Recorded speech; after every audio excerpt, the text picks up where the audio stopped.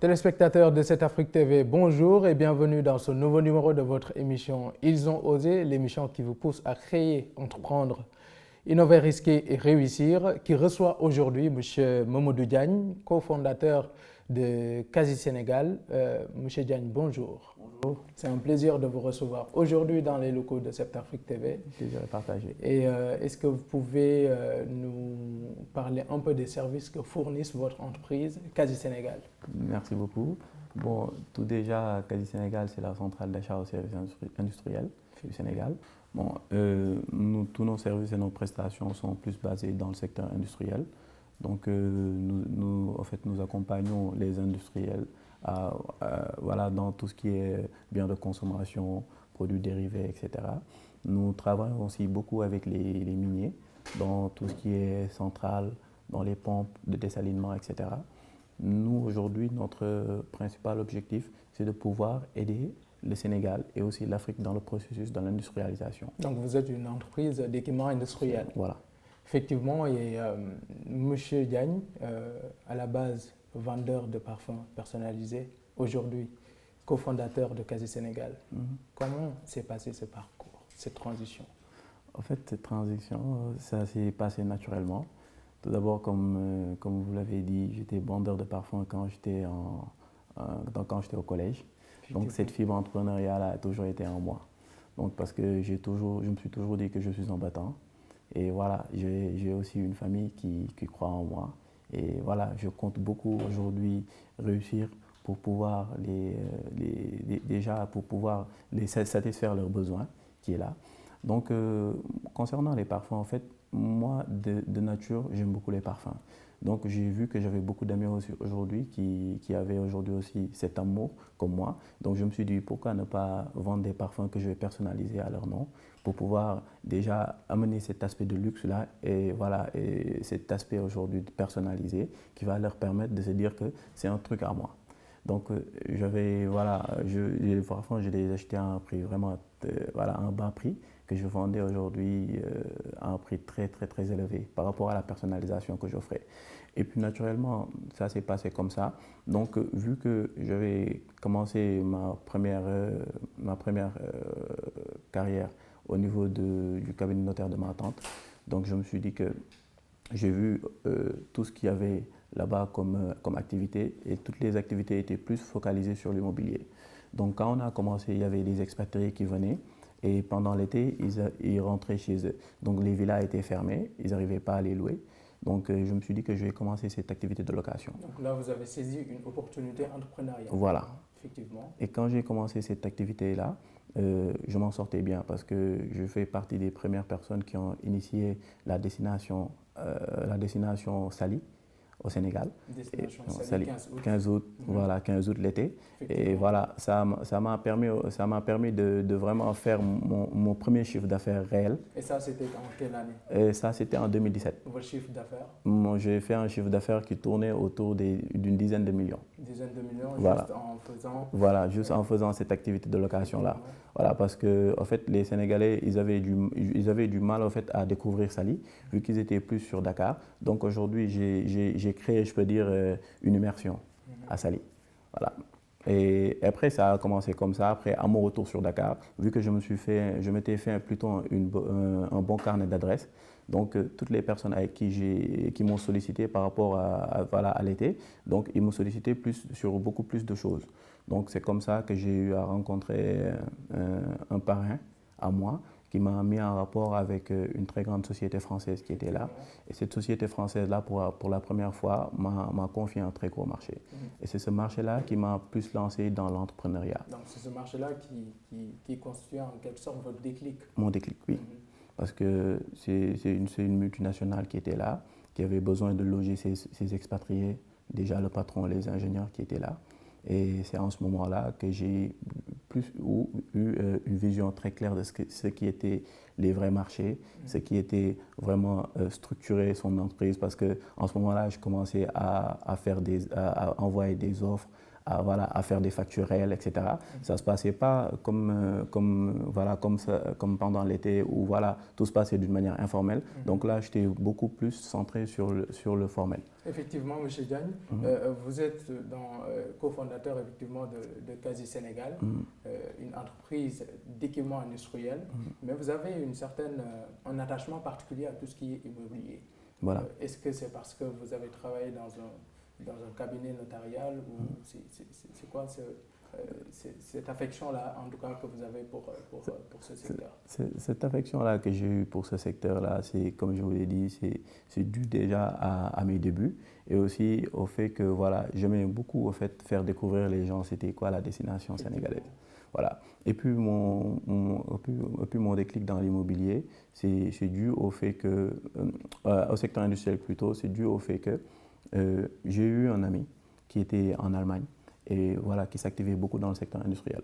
Et donc, vu qu'avec mon carnet d'adresse, j'ai eu pas mal de demandes des gens en fait, qui étaient dans le secteur industriel, qui se plaignaient en fait, de ne pas pouvoir juger en fait, des réels délais qu'ils avaient par rapport à leurs besoins.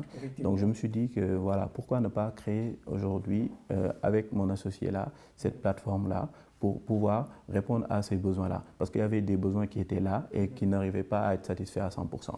Donc c'est pour cela qu'on est aujourd'hui entré sur ce marché pour pouvoir grignoter des parts de marché par rapport à ça. C'est comme ça qu'on a fait nos débuts dans l'industriel. Vous avez parlé tout à l'heure de fibre entrepreneuriale. Qui parle de fibre entrepreneuriale parle de risques. Quels sont les risques? 3 ans, 2017-2020, c'est trop court.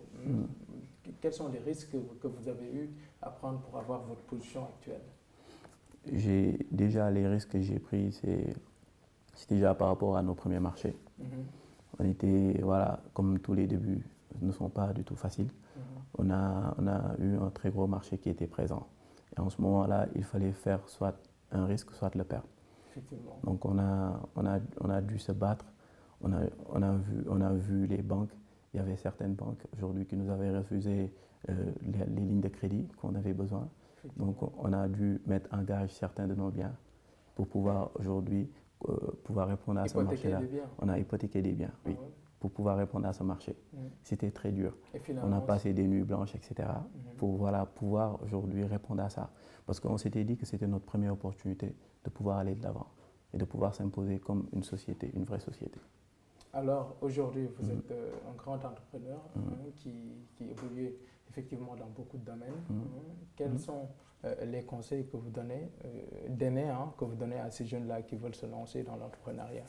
Les conseils donnés que je peux donner aux jeunes qui veulent se lancer dans l'entrepreneuriat, déjà, c'est de savoir prendre le risque, de ne pas se décourager très tôt. Parce que vous savez, dans l'entrepreneuriat, au début, personne ne croit en vous. Il faut prouver pour que les gens puissent croire en vous. Et aussi, si vous avez la chance, vous allez bénéficier d'un mentor peut-être qui peut vous mettre en lien avec d'autres personnes. Voilà. Et c'est cette chance-là que beaucoup de jeunes n'ont pas et ils se découragent très tôt. Et aussi, il ne faut pas être envieux quand on commence l'entrepreneuriat. Parce qu'aujourd'hui, quand vous voyez par exemple un Mamadou qui aujourd'hui vous le voyez réussir ou bien faire des choses et que vous, en une année, vous allez vous dire que pourquoi je ne peux pas être comme lui. Effectivement. Pourquoi je ne suis pas arrivé à son stade. Or que peut-être lui, il a dû faire des sacrifices pour en arriver là. Donc c'est pour cela, le conseil que je donne, c'est de ne pas être un envieux. D'être focus sur son objectif plutôt et de ne pas sur envier aucun gens... autre entrepreneur. Parce que chacun a dû faire ses sacrifices pour en arriver là. Voilà. Et aussi, surtout d'innover. De ne pas créer de la concurrence inutile. Effectivement, par rapport à l'innovation, à l'heure où beaucoup de jeunes se ruent dans l'entrepreneuriat, mais plus particulièrement dans la vente en ligne. Donc il y a une certaine monotonie qui se constate.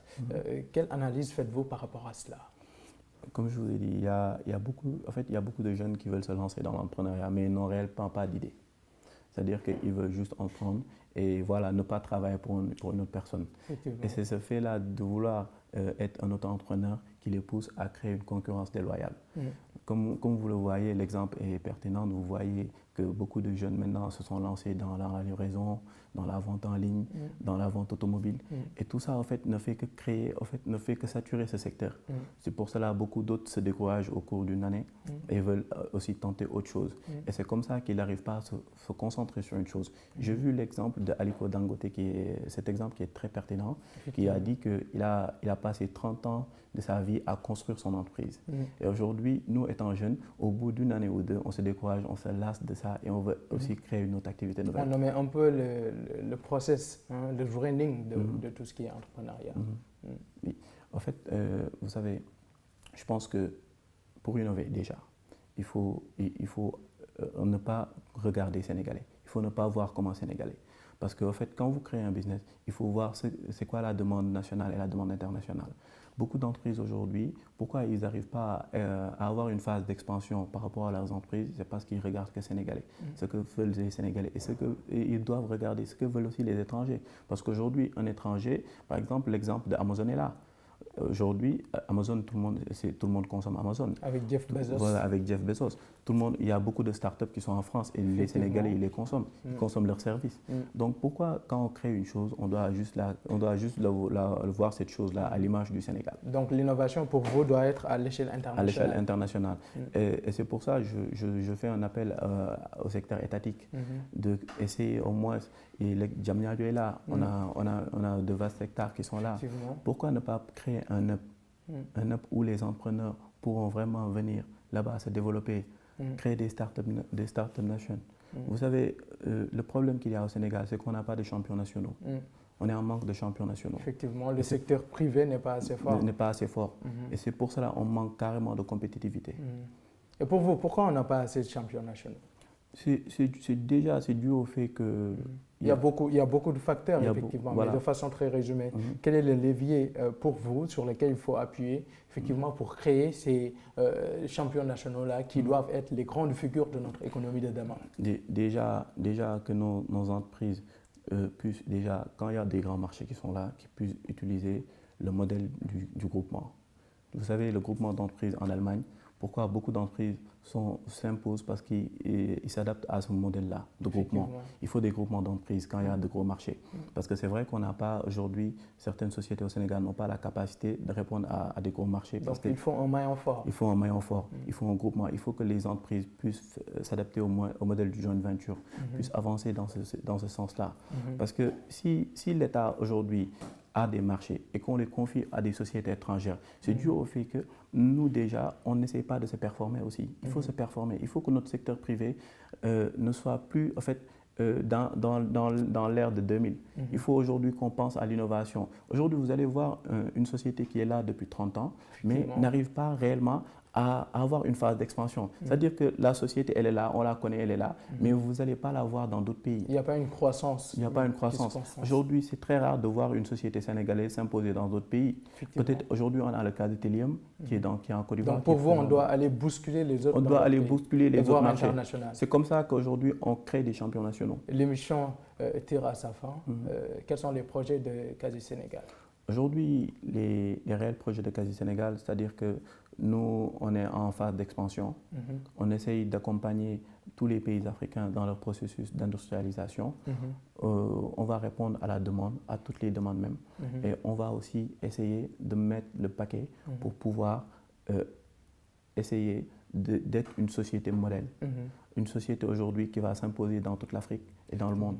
Et ça se fera, Inch'Allah. Oui. Est-ce que vous pouvez nous résumer Quasi Sénégal en 3 mots?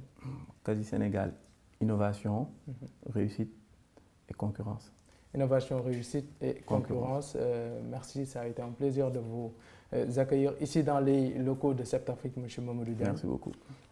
Mesdames et messieurs, c'était votre émission Ils ont osé, l'émission qui promeut l'entrepreneuriat et tout ce qui est start-up qui recevait aujourd'hui M. Mamadou Diagne, cofondateur de Quasi Sénégal, qui est une entreprise en équipement industriel. On se dit à la prochaine dans un autre numéro de votre émission Ils ont osé.